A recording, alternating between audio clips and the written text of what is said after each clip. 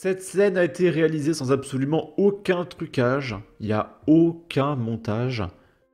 Donc en ce moment, la France fait un bras de fer avec l'Algérie. Et on a besoin d'un leader suprême qui saura serrer la vis, taper du poing sur la table avec la plus grande fermeté. Et ne vous inquiétez pas, heureusement, on a François Bayrou qui est là. Et préparez-vous, vous allez prendre une tonne de testostérone en pleine figure. D'accord ? Nous avons adopté un texte sur... que je dise pas de bêtises sur le titre exact du texte.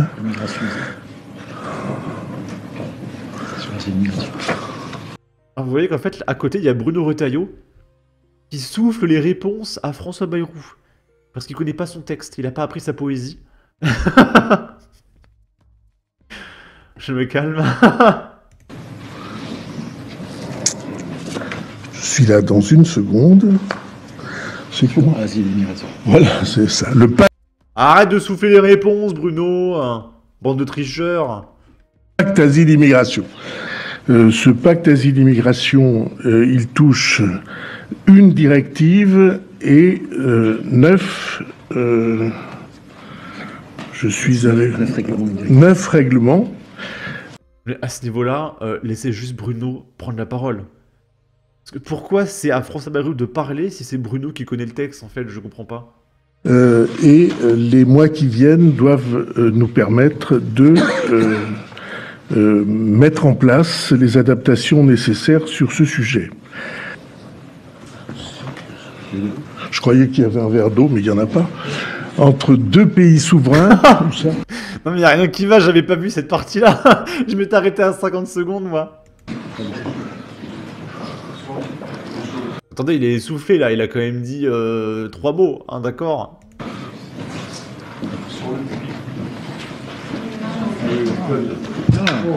Oh là là, c'est dissimulé dans le tréfonds des...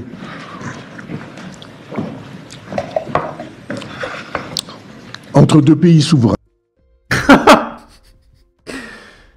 Non, là, je peux vous dire que l'Algérie, elle tremble.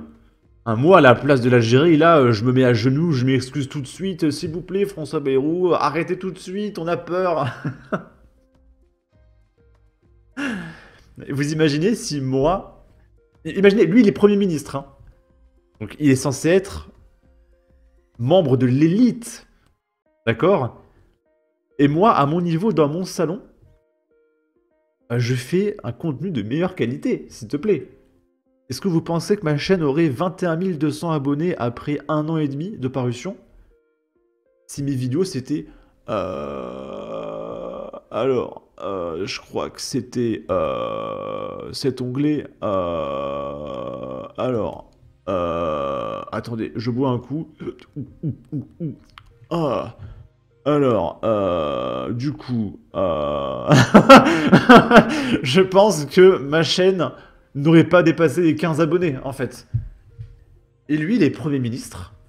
Il est payé une fortune de déjà être multimillionnaire, là, depuis le temps. Ça fait quand même 2 mois qu'il est au pouvoir. Il a au moins 5 millions, d'accord. Voiture de fonction à vie, un chauffeur à vie, etc.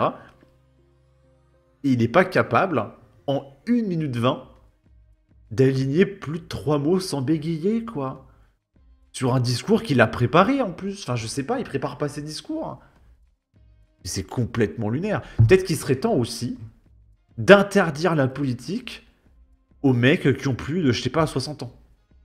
Peut-être que passé un certain âge, c'est plus possible de travailler. Donc dégagez-le, le mec, là, c'est comme Joe Biden. Joe Biden, pendant ses discours, il arrive, il boitait, il savait même pas où il allait, il était perdu, le mec. Faut arrêter de donner le pouvoir à des mecs qui se bavent dessus, qui ont 75 ans, en fait. C'est pas possible. Bon. Et là, j'avais écrit « Mais qu'est-ce que c'est que ça? Débranchez-le, vous voyez bien qu'il souffre !» Bruno lui souffle les réponses, putain. Oh là là là là, mais c'est catastrophique. Bon. Là, on est à Paris. Et il y a un mec qui fait une erreur 404. Et il nous dit « Quelqu'un pour m'élitreuiller ». Je sais pas ce que ça veut dire, je suis désolé, hein, peut-être que je suis stupide. Et donc, à gauche... il y a un panneau interdit. Là, il y a un passage piéton LGBTQ+, arc-en-ciel, c'est très important. J'ai une question pour les gens qui gèrent la circulation à Paris. Je vais où? Là, panneau interdit, passage piéton arc-en-ciel. Parce qu'alors là, j'ai pas vu ça Là, panneau interdit. à l'auto-école.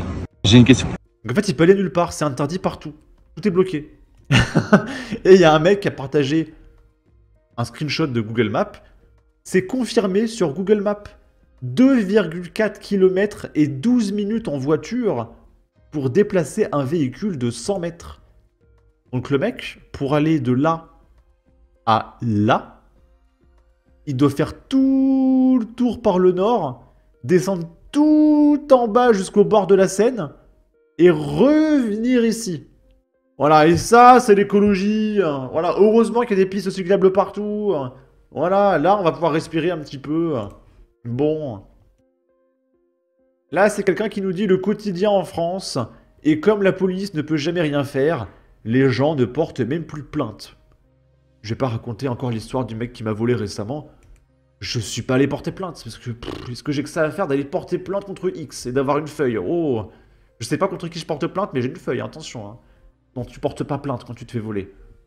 Oh là là, c'est incroyable. Aujourd'hui, les voitures sont toutes cassées. Oh là là là là là là. Là, Tu vois, là, à la rigueur, tu peux porter plainte pour qu'on te rembourse la voiture, si elle est assurée. Ce qui est obligatoire, normalement. Donc oui, là, tu portes plainte pour un remboursement.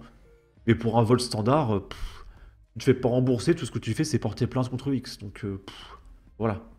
là, je pense qu'il vient se garer. Il y avait un qui est parti. Ouf, ouf, ouf, ouf, ouf.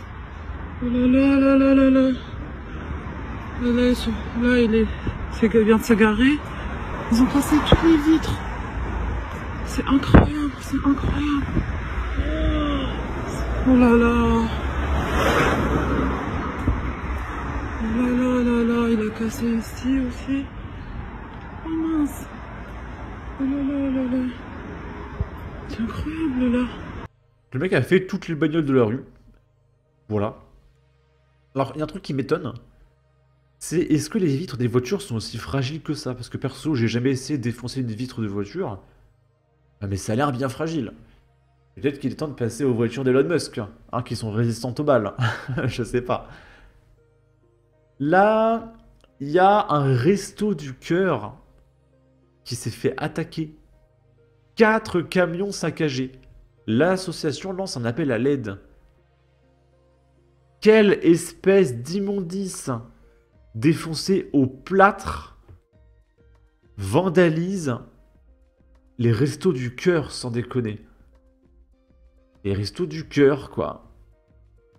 Enfin, si tu veux du pognon, encore une fois, je l'ai dit dans une autre vidéo, mais tu braques, je sais pas, une Fnac, une bijouterie. Pas les restos du cœur, quoi. Sans déconner. Et après, c'est encore Bernard Arnault qui va faire des dons pour aider les restos du cœur. Et après, les gauchistes, ils vont dire « Oh, regardez, Bernard Arnault, il n'a donné que 10 millions, espèce de facho capitaliste. » Allez, c'est ça. Les restos du cœur de Reims ont été la cible d'un acte de vandalisme dans la nuit du 23 février. 4 camions de l'association ont été dégradés, dont 2 sont désormais inutilisables. Un coup dur à l'approche de la collecte nationale prévue du 7 au 9 mars. Des véhicules ciblés par des professionnels. Pascal Étoin, responsable des Restos du Cœur de cette ville, peine à cacher son émotion en évoquant les dégâts. Alors que les bénévoles se préparaient pour leur tournée dominicale, ils ont découvert les véhicules saccagés. Vitres brisées, sièges démontés, câblages arrachés et batteries dérobées. L'ampleur des dégradations est considérable. Ils ont cassé des vitres et pris du matériel à l'intérieur, sièges, branchements, levier de vitesse.